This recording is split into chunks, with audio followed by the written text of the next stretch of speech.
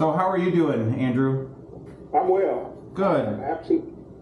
Well, we appreciate you joining us tonight. And so I've got Kurt Hilsinger here with me, and I have Oscar Harold from the Show Me Sentinel. You talked to him before, and so we're here with doing our podcast, and we want to talk to you about your race for St. Louis City Mayor and things. And so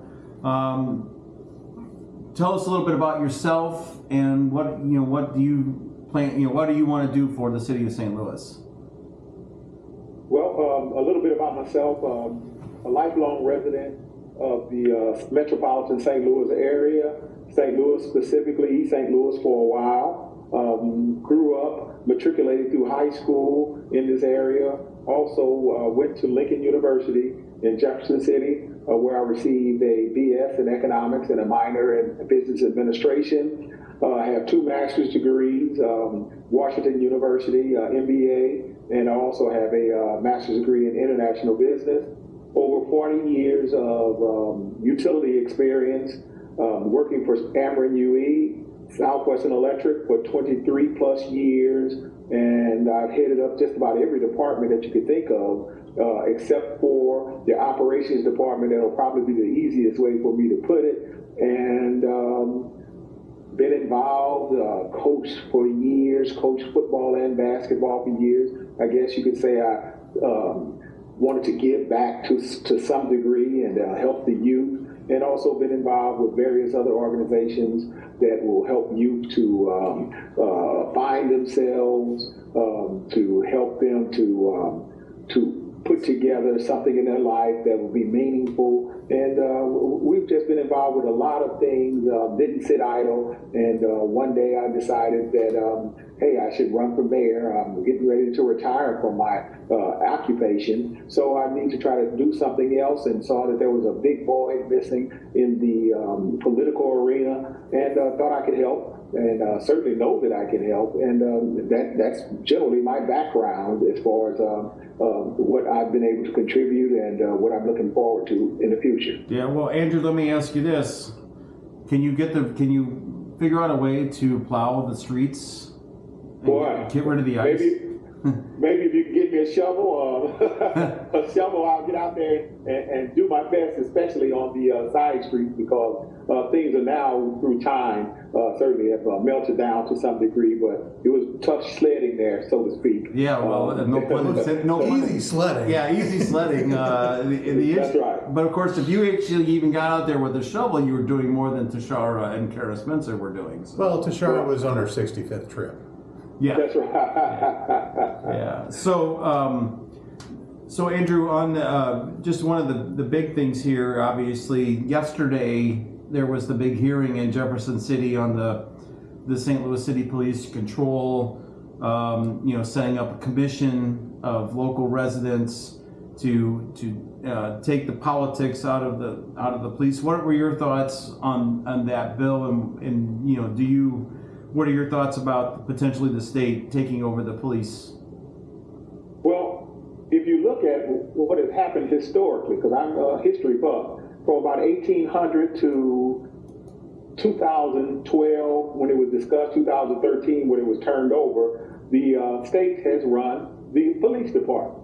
For whatever reasons during that time period, and there's a long discussion relative to that, but at 2012, 2013, they felt that it was time for the city to be able to take over and run its police department. And they did not, at this point in 2024, 25, they haven't thought that they've done an outstanding job. As a matter of fact, they've turned things around. It has gone backwards, and now it seems like they're trying to push to try to help the city of St. Louis to rebound. They're trying to push that the state takes over for the city of St. Louis when it comes to our policing. And fortunate or unfortunate, I think the time is now to really take that into consideration. If I had to put a percentage on it, I'd say about 98%. I'm in agreement with what's happening. I'm submitting that the 2% that can grow to even larger percentage is that we don't have to do so because of my leadership I've often said that a fish rots from the head down, and I'm certainly capable of running a political department as well as the policing department at one time. But you have to be competent. You have to know what you're doing, and I'm submitting that this is the case to keep the police in the city of St. Louis, but if need be, we should also go towards allowing the state to take over and keyhole those guys. Great. Well, I mean, I actually testified yesterday in support of the state taking over the police, and one of the statistics that I told them was that the population of St. Louis City from 2010 to 2020, they lost 17,700 people. But just in a 4-year period from 2020 to 2024, they've lost almost 20,000 people. And wow. So how would you go as mayor to address this declining population? I was going to say, the number one reason was crime. When you ask every person right. who leaves the city of St. Louis. But outside of crime, what would you do as mayor to address the declining the population? How would you help make St. Louis safer and better? Well, I think you're asking a multi-layered question. Yep. We certainly look at the city, the crime rate, the lack of safety, and all the other things associated with that has driven it.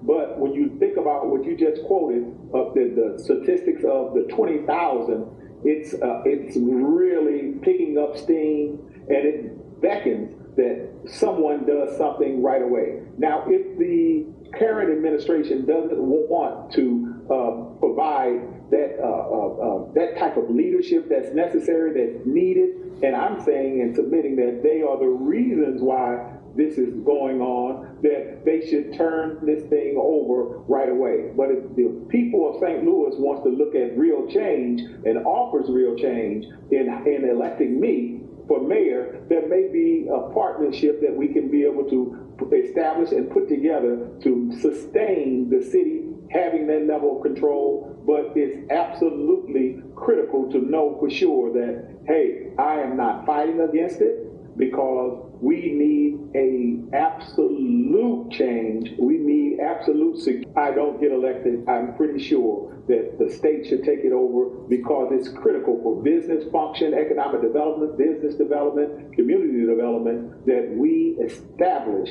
that we are a safe city, that we will establish a rule of order. And I know people don't like to hear those particular terms, but it is absolutely critical that order is taking place in order for people to feel comfortable about doing business in the city of St. Louis. And it is the cure-all for all the ills that exist for the city of St. Louis. Well, and yesterday, or I guess was it Tuesday or Monday, the Board of Aldermen released Tuesday they released a plan for the Rams money, and I guess what they're planning to do is spend $76 million on downtown St. Louis and $40 million on North St. Louis. What are your thoughts about what they're planning to do with the Rams settlement, and is there something better that they should be doing with that money instead? I think there's absolutely something better that they should be doing with the money. And you're talking about a windfall.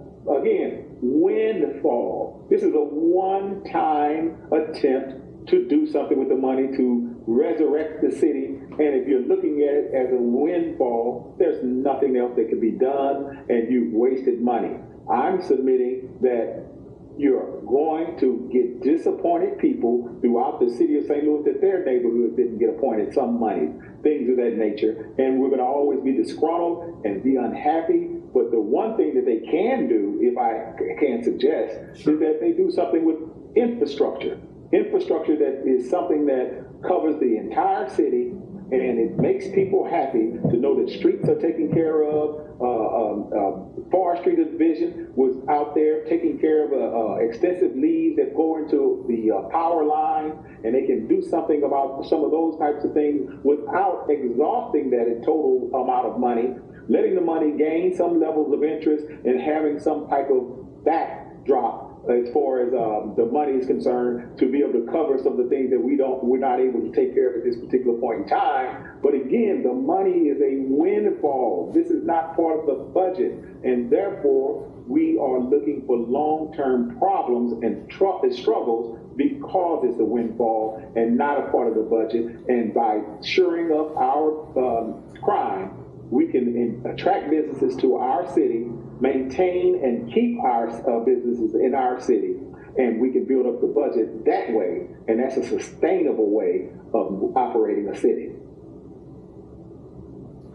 Well, Andrew, where can people go to find more information about your campaign and support your campaign? And I think you guys have an event coming up at the end of February. Is that Monday? You have the 27th. You have the okay. So you have an event coming up on Monday. Is that the case? We have multiple events. Yeah. We have something tomorrow night where we'll speak at the Botanical Heights subdivision. Monday we have multiple events that particular day. So our schedule is building up wholeheartedly, and we're going to be out there struggling hard to get people to understand and listen to what our message is, and show that the real change is Andrew Jones and not someone else, because how can they be changed when they are part of the problem? They have worn this thing on their sleeves, and they come now to say that they are going to change, but that has not been the case for over 70 years. You cannot change at a drop of a hat like this. You need someone who has an ability that shows that they can change things, has a skill set to be able to change things, has the mission in their mind and heart to change things, and it's certainly different from what the other people offer. And people can go to Andrew Jones for Mayor, FOR, Andrew Jones for Mayor.com to help express and learn more about Andrew Jones, and hopefully they'll spread the word, because I believe as the message gets out that there is a real change, and it's not a change of the light being at the end of the tunnel, being a train. It's a light of opportunity, and we are looking forward to providing that opportunity. Well, Andrew, again, thank you for joining us, and we wish you the best of luck in your campaign. And I know Kirk is working hard to get you guys elected, and I know that we're behind you 100%. So keep us posted on anything, and if there's anything else we can do to help you, let us know.